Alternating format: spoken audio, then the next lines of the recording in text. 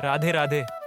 दोस्तों, आज हम आपको एक ऐसी अद्भुत कथा सुनाने जा रहे हैं जो आपके दिल को छू जाएगी। ये कहानी है भगवान विट्ठलनाथ और उनकी प्यारी भक्त जननी बाई की।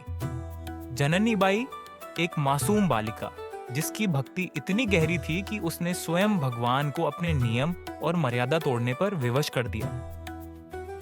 ये कथा केवल भक्त और भगवान के प्रेम की नहीं है, बल्कि उस अटूट विश्वास की है जो हर बाधा को पार कर जाती है। ये कहानी हमें सिखाती है कि सच्ची भक्ति में कितनी शक्ति होती है।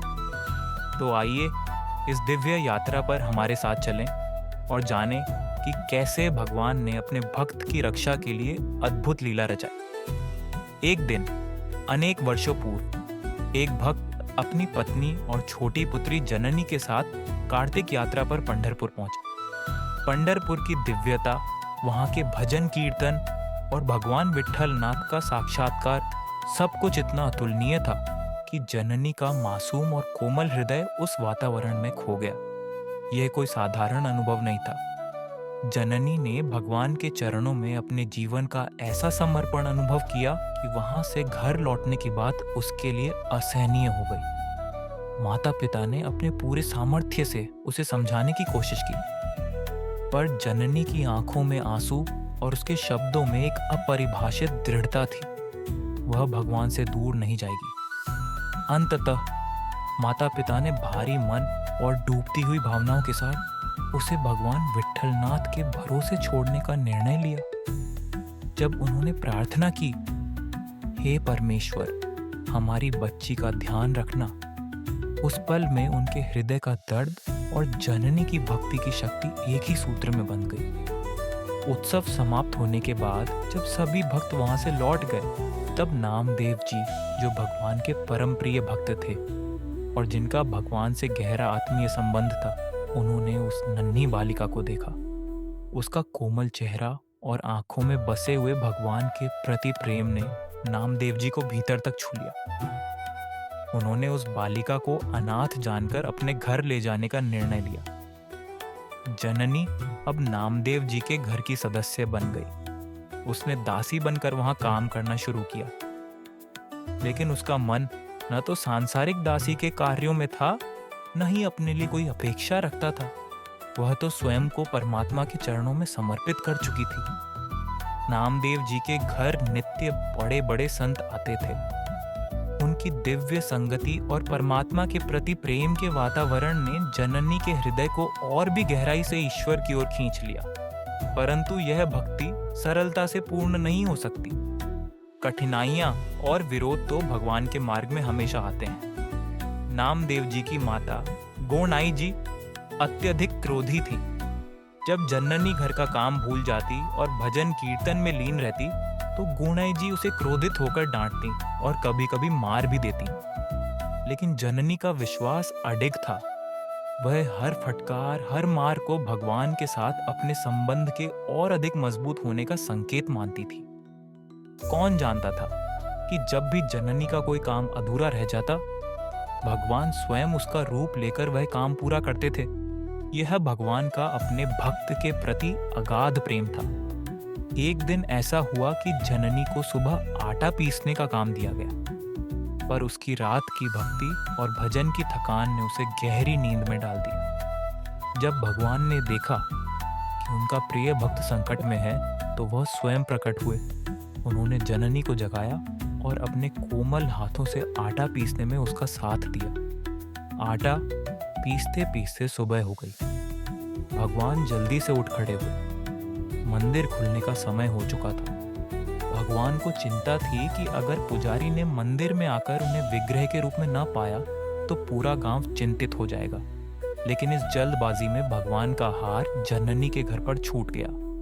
जैसे ही भगवान गए, हार जननी के घर पर ही रह गया। भगवान विग्रह के रूप में मंदिर में उपस्थित हो गए। जब पुजारी ने अभिषेक किया और भगवान का मनोहर श्रृंगार किया, तो उनकी दृष्टि अलंकारों पर गई। जैसे ही उन्होंने देखा कि गले में पहनने वाला हार गायब है, उनके मन में चिंता की लहर दौड़ गई। सारे गांव में यह बात फैल गई। चारों ओर चर्चाएं होने लगीं। भगवान का हार कहाँ गया? यह सवाल हर भक्त के दिल में एक चुभन की तरह गूंजने लगा। भगवान के इस अनुपम हार के गायब होने की बात ने पूरे गांव को बेचैन कर दिया। ढूंढने वाले हर जगह खोज में निकले, लोगों से पूछताछ की गई, लेकिन हार का कोई सुराग नहीं मिला। तभी किसी ने कहा, नामदेव जी ने एक अनाथ बालिका को अपने घर में रखा है, सुना है वह चोरी करती है, हमें वहां जाकर जांच करनी चाहिए। यह सुनकर गांव वालों का मन और भी तीव्रता से जननी की ओर दौड़ पड़ा। अब जो भक्त होते हैं उनके विरोधी भी होते हैं। ऐसे ही कुछ जलने वालों ने जननी जी को अपराधी ठहराने का षड्यंत्र रचा। गांव के कुछ लोग नामदेव जी के घर पहुंचे। उनका उद्देश्य केवल जांच करना नहीं था, बल्कि जननी को अपमानित करना था। उन्होंने जननी जी के घर में सामान इधर उधर करना शुरू कर दिया। उनकी कठोरता और अंधविश्वास ने जननी को दोषी मान लिया। तभी जननी के कक्ष में भगवान का हार मिला। इस खोज ने आग में घी का काम किया। वहां उपस्थित सभी ने एक स्वर में आरोप लगाया, इसने भगवान का हार चुराया है, इसे क्षमा नहीं किया जा सकता, इसे सजा दी जानी चाहिए। जननी पर ऐसे अपराध का आरोप लगा जो उसने किया ही नहीं था। गांव वालों ने सजा के रूप में जननी को सूली पर चढ़ाने का निर्णय लिया। यह सूली, लोहे का पैना कांटा, सिर्फ एक शारीरिक सजा नहीं बल्कि क्रूरता और निर्दयता का प्रतीक थी। यह सुनकर जननी की आंखों में आंसू आ गए, लेकिन उसका हृदय परमात्मा के प्रति अडिग विश्वास से भरा था। भीमा नदी के तट पर सूली खड़ी की गई। वहां जननी को उस पर चढ़ाने का उपक्रम शुरू हुआ। उसके छोटे छोटे हाथ कांप रहे थे, लेकिन उसका मन भगवान के ध्यान में डूबा हुआ था। वह जानती थी कि परमात्मा उसकी रक्षा करेंगे। जैसे ही जननी को सूली पर चढ़ाने का प्रयास हुआ, भगवान विट्ठलनाथ ने अपने प्रिय भक्त को बचाने का निर्णय लिया। भगवान प्रकट हुए। उनका दिव्य तेज वहां उपस्थित हर व्यक्ति को झकझोर रहा था। जब जननी को सूली पर बैठाया गया, भगवान ने अपनी अद्भुत लीला रचाई। लोहे की सूली, जो अब तक निर्दयता की निशानी थी, पानी में परिवर्तित हो गई। यह दृश्य हर किसी को चौंका देने वाला था। जननी पर एक खरोंच भी नहीं आई। वहां उपस्थित हर व्यक्ति आश्चर्य और भय से भर गया। तभी आकाशवाणी हुई, आपने मेरे भक्त को परेशान किया है, यह अपराध अक्षम्य है। इस दिव्य चेतावनी ने हर व्यक्ति को गहरा पश्चाताप करने पर विवश कर दिया। गांव वालों ने भगवान से क्षमा मांगी। भगवान ने कहा, यदि आप जननी की शरण में जाकर उससे क्षमा मांगेंगे, तभी मैं आपको क्षमा करूंगा। सभी ने जननी के चरणों में झुककर उससे प्रार्थना की। जननी, जो भगवान की सच्ची भक्त थी, ने नम्रता से कहा, भगवान, इन्हें क्षमा करें, इनके मन को सन्मार्ग पर लगा दें। भगवान ने जननी की इस करुणा को देखकर उसे और भी धन्य कर दिया। ऐसी भक्ति जो स्वयं भगवान को कार्य करने पर विवश कर दे, वास्तव में दुर्लभ है। तो दोस्तों, जननी बाई की इस अद्भुत कथा ने हमें यह सिखाया कि सच्ची भक्ति में कितनी शक्ति होती है। यह कहानी केवल भगवान और भक्त के प्रेम की नहीं, बल्कि उस विश्वास और समर्पण की है जो हर कठिनाई को पार कर जाता है।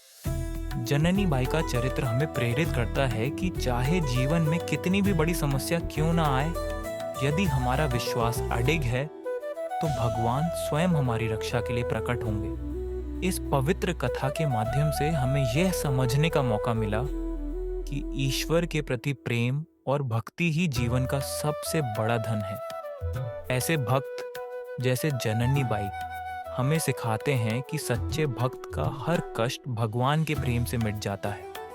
उनके जीवन की प्रेरणा हम सबको सदा मार्ग दिखाती रहेगी। हम आशा करते हैं कि इस कहानी ने आपके दिल को छुआ होगा और आपके जीवन में भक्ति का एक नया दृष्टिकोण दिया होगा। हमारे साथ इस यात्रा पर बने रहने के लिए धन्यवाद। मिलते हैं फिर एक और प्रेरणादायक कथा के साथ। तब तक भक्ति और प्रेम से भरा जीवन जी।